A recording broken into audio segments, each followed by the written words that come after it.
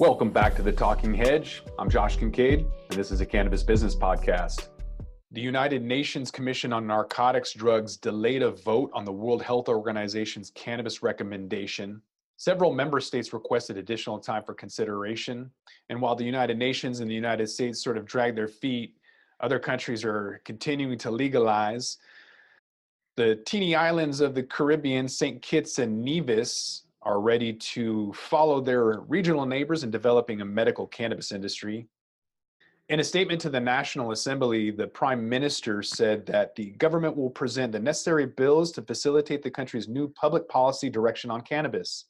The moves comes after this cabinet accepted a list of recommendations by the National Marijuana Commission, which hosted a series of forums throughout the island nation since 2017. It's also noted that a regime for the use of medical cannabis should include the establishment of medical licensing authority to regulate importation, local cultivation, and production, a requirement that 2 tiers of practitioners must complete a prerequisite amount of continuous medical education, that medical practitioners for prescribable cannabis products and herbalists for non-prescribable cannabis products. Prescribable marijuana products must meet international labeling standards.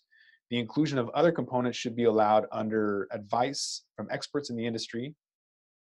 Production and trade should be permitted under license and strict legislative regime of hemp and hemp products.